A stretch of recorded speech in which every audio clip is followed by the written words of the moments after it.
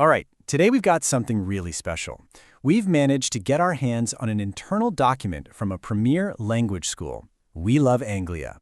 We're going to take a deep dive into the staffing model of their Asia Searchy branch, specifically looking at their unique management team.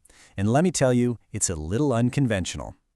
Okay, so right off the bat, the document lays out a pretty non-traditional structure. It says that the whole operation is overseen by a teacher sole and I am quoting this directly from the file, quote, her distinguished team of feline professionals. So to really understand what's going on here, we have to look at who these professionals are. We're going to dig into their official profiles to see what makes this team tick. We'll start right at the top of the org chart. Every successful organization needs a strong leader, right? Someone steering the ship. And at the Ekashort branch, that leadership comes directly from the Chief Executive Officer. So, meet Teacher Grishi, the CEO. The file makes a special note of her elegant gray coat. But more importantly, her official status is listed as everyone's favorite therapist. Right away, that tells you her management style is all about well-being. So what does that mean exactly? Well, her core leadership method actually has a name, active feline therapy. It's officially described as a process of sitting on students' laps to ensure maximum stress reduction. I mean, that is a truly hands-on approach to executive leadership. And you know what? You can't argue with the results. The data shows a consistent 100% student satisfaction rate under her leadership. 100%. Any corporation would kill for a KPI like that. So the big takeaway here is that her entire strategy revolves around what the company files call sweet-natured leadership. This seems to be the core ingredient driving all of their documented success. All right, let's move down the hierarchy a bit. Now we get to the senior management team, the folks responsible for all the day-to-day operations.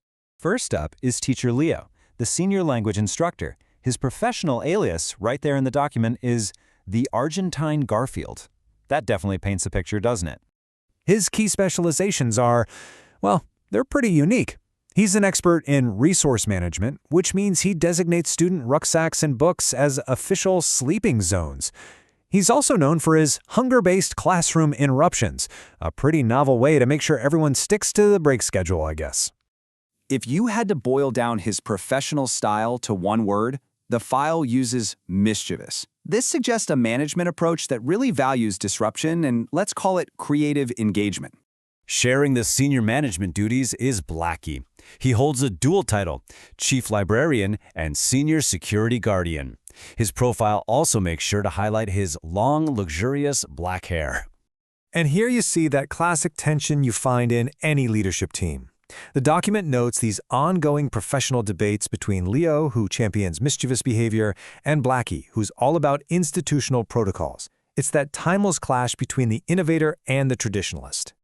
Of course, no modern school can operate without a solid tech department. So now let's turn our attention to information technology. The IT department is run by Bruno, the Chief Information Technology Manager. And here's a little tidbit from his file. He's also the official partner of the CEO, Teacher Grinchy. This points to a really tightly knit executive team with some strong personal bonds. His core duties are pretty straightforward. Number 1, ensure network stability. And number 2, he achieves this by personally monitoring the modem's temperature. The protocol, and again I'm quoting, is by sleeping on it. You can't get much more hands-on with your IT management than that. Now, his file does include one little performance advisory. It notes that his productivity can sometimes be impacted by thunder-related anxiety. Definitely an important thing to consider for business continuity planning. So after going through all these personnel files, what's the big picture? What can we take away from this really unique organizational model? Let's try to sum it all up. The hallmarks of this Eshor 2 model are actually pretty clear. It's all built on a therapy-led executive strategy and some very dynamic resource management. You've got strong security, direct, hands-on IT support, and it's all held together by some exceptionally strong team dynamics. And that brings us to our final question. By integrating stress reduction, direct physical oversight of all company resources, and a deep focus on team well-being, you have to ask, is this the future of workplace wellness?